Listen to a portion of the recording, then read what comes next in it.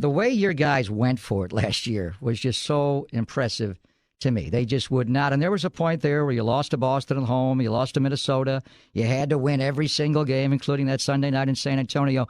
Your guys laid it on the line. It was important to them to get to 73, right? It was, and no one can ever take that away from them. It's a fantastic year. You know, the moment that kind of hurt me the most this year a little bit was I was on the collective bargaining agreement. I was on the labor committee, and I was in New York having a bunch of dinners with Michael Jordan and other owners. There were six of us. There. Actually, Dan was one of them as well. Dan Gilbert in Cleveland? Yeah. Anyway, and when Michael Jordan, we were having, people are drinking and having a good time and all that. But there was a moment where he said, 73 don't mean. And without the ring, 73 yeah, right. don't mean a don't thing. He did it. Michael Jordan did that. And I looked at him and I just decided not to, make a big deal of it. I said, you're right. We didn't win it. We had to get better.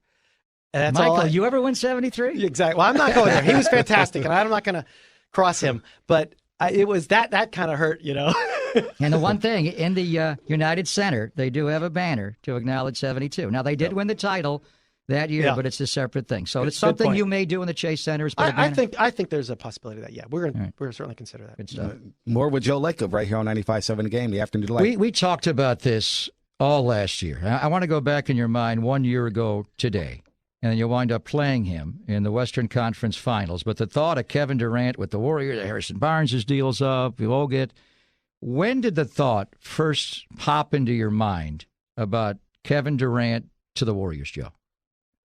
Do you want the truthful answer? No, I want you to lie to me. I brought you all the way in here because I think it goes back a lot longer than we all think.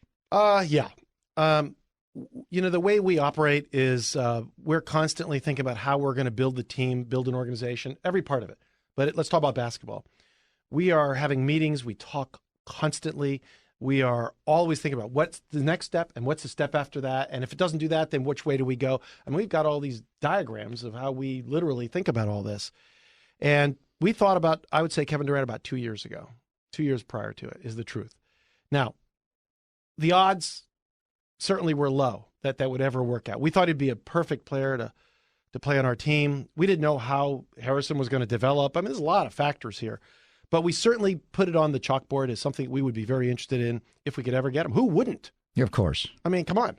He's arguably the best player in the world. I mean, you can argue one or two other guys maybe. But so we thought about it a long time. Now, you don't tend to think about that as much during the season, especially when you're having a season like we had last year, which was remarkable. But as the thing winds down and you start to let your mind wander a little bit, if this, if that, it got to, once the finals were over and we lost, those last 4 minutes were terrible, as we all know. Once that was over, it took me about an hour to kind of focus my thoughts on what was our goal now. Yeah, people always bring up losing 3-1 in the finals, and they kind of forget coming back from 3-1 down in the Western Finals, which was really hard. And I remember I was there in Oklahoma City at Chesapeake Energy Arena for games 3 and 4, and that was not the Warrior team that I saw all year. You just got crushed. And I stood in the hallway right off the floor leading to your locker room. You didn't see me, but I saw you. The whole team left the floor. And your eyes, I've never seen eyes quite like that. Al Davis, I think, after he lost Super Bowl 37, you were just, you're not happy with the way your team played. And my first thought was, damn, if they lose this series to these guys, they're not going to win the title, 73, but they're not going to get Kevin Durant because now it's going to be hard to get Durant to come here after his team beat the Warriors. Did that thought go through your mind? Not only the now, but we may not get this guy because he just beat us. How does he join us now after he beat us? I was more worried about being down 3-1 than I was about that at that moment. But it might have crossed my mind as well. You think about these things all the time. I mean, I'm not going to deny it. We do. It's our job. But, I was very, very upset. I couldn't believe we were down 3-1. I mean, after the year we'd had, it was just shocking, right? But I'll tell you the best moment in Oklahoma City, not to change the subject, to a positive note. Game 6? Game 6 was probably the most fun I have ever had at a game. I mean, that was just unbelievable. And I really thought we were going to win it all, of course, after winning that game. Joe Lacob, our guest in studio for one solid hour. Get your phone calls later in the hour. We'll take your phone calls here on 95.7 The Game. This weekend, Kevin Durant, is going to go back to Oklahoma City. In fact, he's sitting down with the ABC, ESPN people right now doing a long interview with Mark Stein, and they're going to play it. Give me your thoughts of taking KD back. I mean, he's played him a couple of times here, but there's going to be a whole different deal going back to Oklahoma City. And you are going to be on this trip with the team, correct? I'm not going on the whole trip. I can't do the Denver game. So I'm going to do Memphis and Oklahoma City. And those are going to be two great basketball games. Memphis has beat us twice, and they're tough. They just beat San Antonio, as everyone saw last night, now without their best player. But that's going to be a tough game, I think. And Oklahoma City just mentally is going to be a very interesting game for their team and for organization. And a bunch of us are going back to support Kevin, of course, on that trip. So you're not going to play golf this week in Pebble Beach? You normally try to make it, No, don't you? I do often get to play in the tournament. I love it more than anything in the world because you get to compete like you're behind the ropes like everyone else. Yeah. But not this year. Not going to do it. I had a back problem, which probably means I shouldn't do it anyway, although I might have. But with Kevin, playing in that game, there's no way I would miss that game.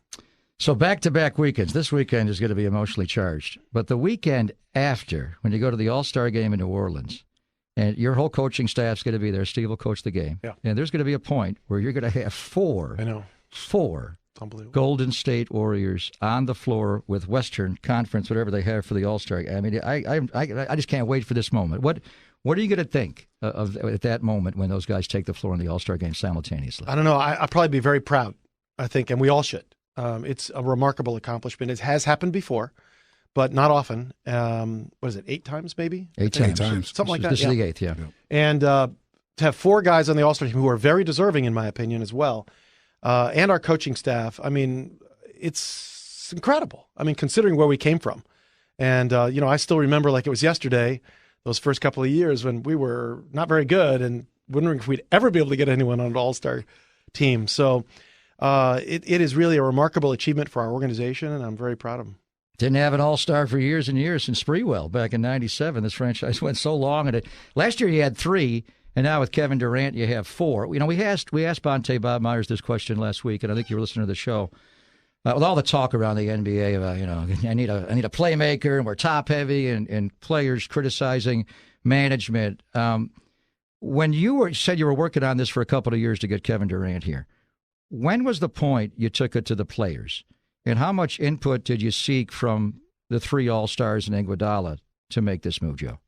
Well, we didn't do that in advance. That's not something we would ever do. But, and what Bob conversations he had, I don't know. I mean, I can't say for sure, but I don't think so. It's more the players actually thinking about they think about these possibilities too, They're not, it's not like they're out in a vacuum and they don't know what we're thinking about. Everyone's sort of thinking and talking on the radio, and everyone hears all this stuff. So, I mean, people knew what the possibilities were. It wasn't until really after the season and a really compressed period of time that we had those conversations with players. Obviously, bringing Kevin Durant in is quite a piece. Maybe not the finishing piece, because I know you're always looking ahead, but it's an amazing piece. But the very first piece was the trade of Monte Ellis. And I remember talking to you right after you made that trade, and you said something, and you were moving, and you moved on to another conversation. And I wait, what did he say? That I never got a chance to follow up with this. But you remember, and but you're I remember it now. vividly. I'm going to follow up right now here on 95.7 The Game. It's pretty good. You said we would have done the deal with either Steph involved or Monte involved. Now, what a difference looking back on it. Monte's in his early 30s. He's not the same player. Would you have done the Andrew Bogut deal where you kept Monte Ellis, Joe, and traded Steph Curry? I think that was a faux pas, in all honesty, on my part, if I said that.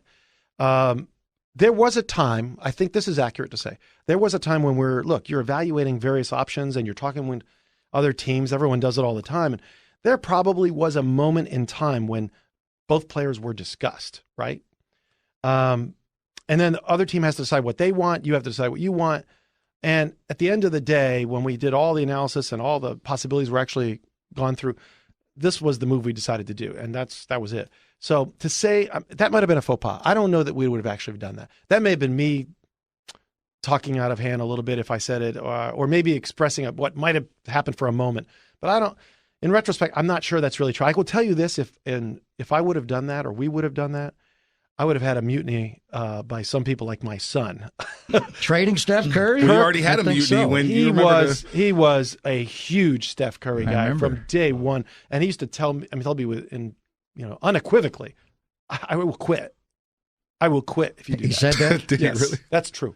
Well, the fans almost quit on the organization when you traded Monte. Remember Chris No, Miller you're retiring? bringing that up for. Yeah, I we talked don't about want it before. I don't want to introduce them. We're finally moving on. We got to on liven that. itself up I there. think We it got was- no had to bring softballs it up. I here. think it was my fault the way I introduced you. Had I done it better, maybe they wouldn't have moved. I think it was my fault. Joe Lacob joining us in studio. For years, he and I, whenever we chatted about that as part of the seminal moment, but we moved on, talking to the owner and CEO of the Warriors. He remembers it. He told us at the groundbreaking ceremony. But the Bogut deal, although it wasn't popular at the time, and the Monte trade was obviously a first and a bold stroke. You've made a lot. I was telling Raymond Ritter driving over today, I think every single thing I wanted this franchise to do, you did, starting with Andre Iguodala, firing We Mark, just listened to you. I know you do. Letting Mark Jackson go as the coach and hiring Steve Kerr. Now, Steve was a guy who was well known, but he never coached before. He hadn't done this before. He had been a general manager before. He's a good guy. The thought of hiring Steve, did that come from Rick Welts? Was that you and your associations with him? What was the first thought you had in hiring Steve Kerr, Joe? Well, I have to be truthful completely about this. I knew Steve. I've mentioned this a few times. I've known him for a long time, not particularly well, but I'd actually met him through a friend playing in a golf tournament in Europe. He was on a trip with us a long time ago. I can't even remember how many years ago it was. It might have been 15 years ago. And so I've known him through the years, and I always thought he was incredibly smart, nice, sharp as hell. And I spoke with him once before, early on when we bought the team. I asked him if he was interested in coaching. And at the time, he had just left, if you remember, I think it was the year we bought the team. They had just left Phoenix, the GM role. He was kind of burned out, had some issues, I think, wanted to get his family thing going and all that.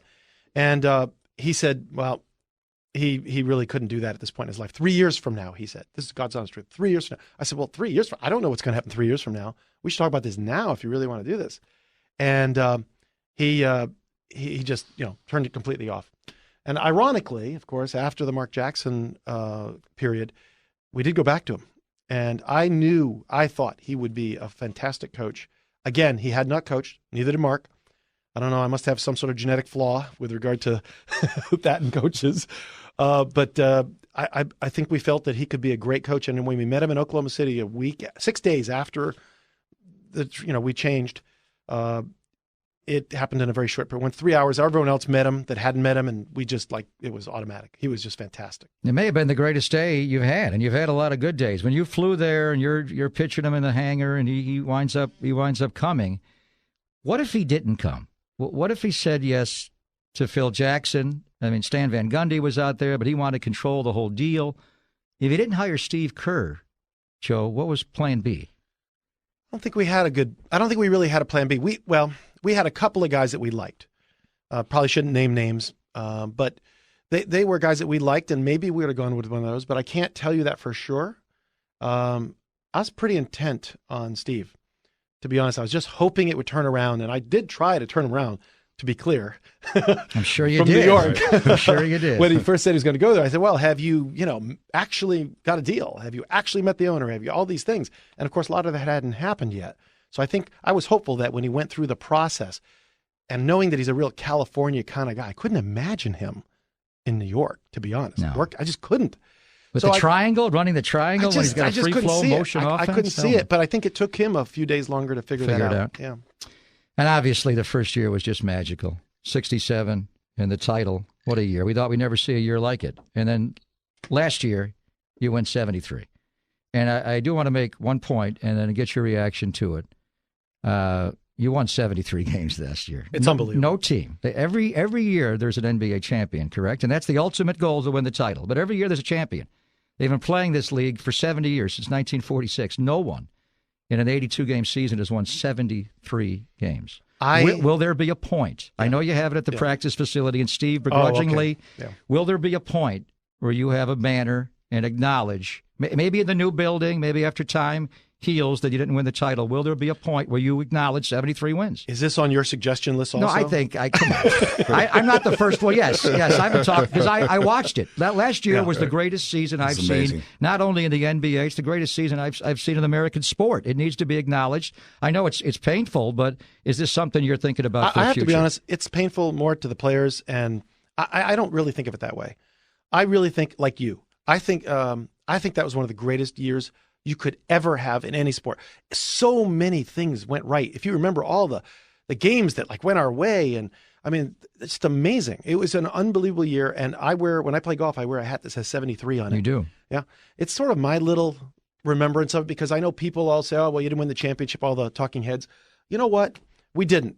But it was still an incredible year, and I will never forget it. And we should be very proud of it. And I think as time goes by, there will be, more things back, because I don't think it's going to be replicated very easily.